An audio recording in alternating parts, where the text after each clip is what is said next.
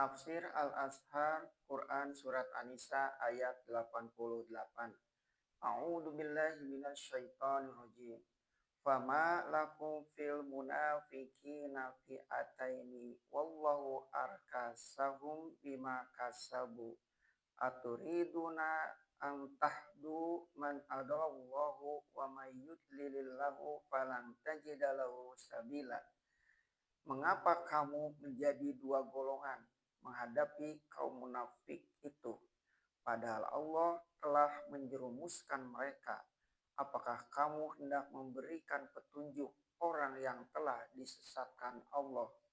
Dan barang siapa yang disesatkan oleh Allah, maka sekali-kali tidaklah akan engkau dapat untuk satu jalan pun. Sikap dalam perang tentang salam atau damai telah kita terima tuntunannya tadi. Sekarang kembali kepada suasana perang. Tersebutlah riwayat tentang sebab turun ayat 88 dan seterusnya ini 2-3 macam tentang sebab timbulnya dua golongan kaum muslimin dalam menghadapi kaum yang munafik itu. Ada yang menyatakan bahwa golongan munafik ini ialah yang mengundurkan diri di bawah pimpinan Abdullah bin Ubay sebelum sampai ke medan perang Uhud. Dan ada lagi riwayat yang lain, tetapi menilik jalan susunan turunnya ayat, lebih condonglah setengah ahli tafsir menerangkan bahwa kaum munafik yang dituju di sini bukan munafik Madinah, tetapi munafik yang ada di Mekah. Kaum munafik ialah orang-orang yang tidak jujur, yang lain di mulut, lain pula di hati. Sebagaimana ada di Madinah, di Mekah yang telah ditinggalkan itu, mereka pun masih ada. Sebagaimana diketahui, Rasulullah dan kaum muhajirin telah hijrah ke Madinah. Masih ada tinggal di Mekah orang mukmin yang lemah, yang karena beberapa halangan tidak sanggup pindah, dan mereka hidup di Mekah mengerjakan agama mereka dengan rahasia, menunggu saat-saat kelepasan. Tetapi ada pula orang-orang yang mengakui diri mereka telah Islam dan masih tinggal di Mekah, berkirim berita kepada kaum muslimin di Madinah bahwa mereka bersedia memikul tugas-tugas dan kewajiban yang dibebankan kepada mereka. Satu riwayat dari Ibnu Jarir yang diterima dari Ma'mar bin Rashid, dia berkata, sampai kepadaku riwayat bahwa beberapa orang dari ahli Mekah menulis surat kepada Rasulullah menyatakan bahwa mereka telah Islam. Padahal itu hanya pengakuan yang bohong belaka. Mendengar berita itu, terpecah dualah paham kaum muslimin. Setengah mengatakan darah mereka itu masih halal, masih boleh diperangi. Setengah lagi menyatakan bahwa darah mereka itu sudah haram, mereka tidak boleh diperangi lagi.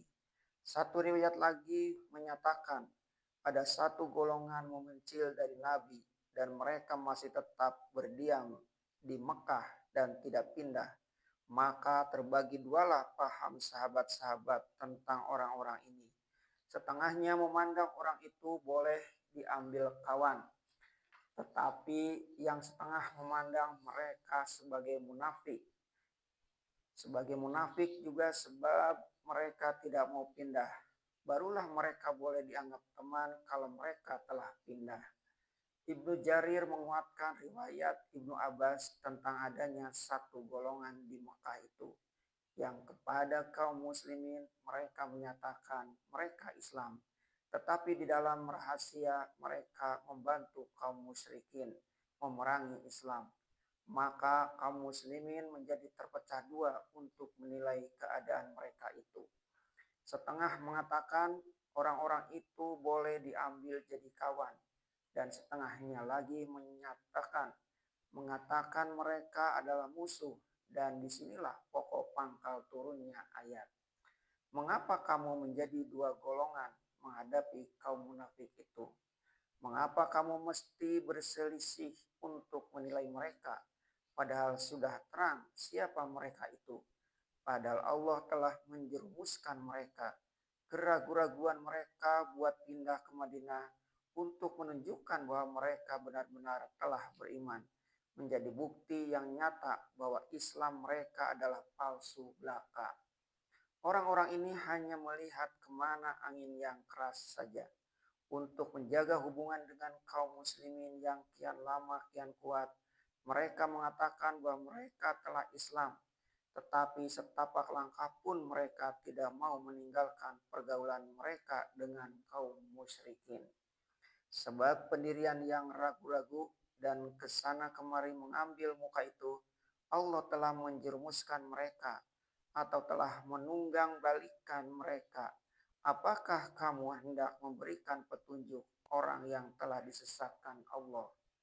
Apakah dari orang-orang semacam itu masih mengharapkan pertolongan dan hendak berkawan ataupun hendak memberi mereka petunjuk?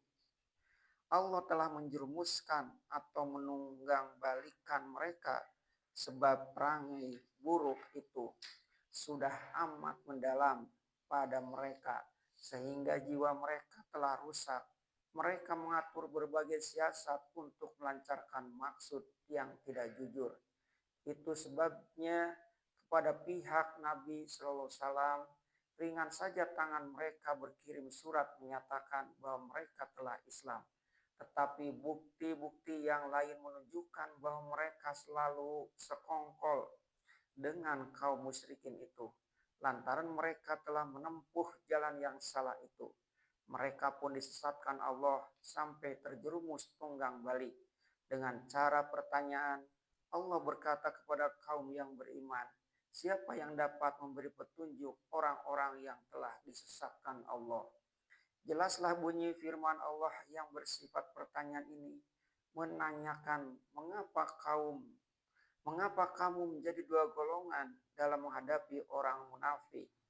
Maksudnya ialah bahwa Allah menyesali atau tidak menyetujui kalau kaum yang beriman terpecah dua dalam bersikap terhadap munafik.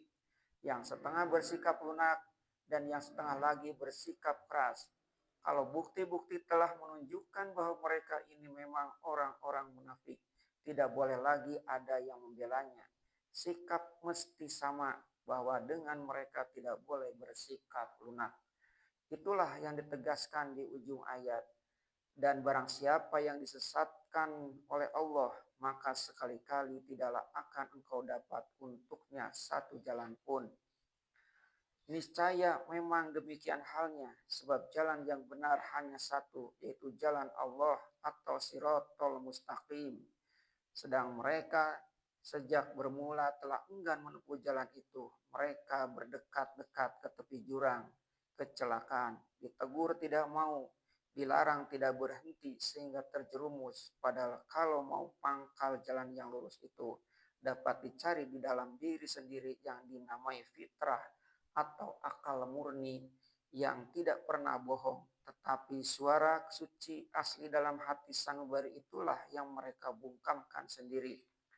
Mereka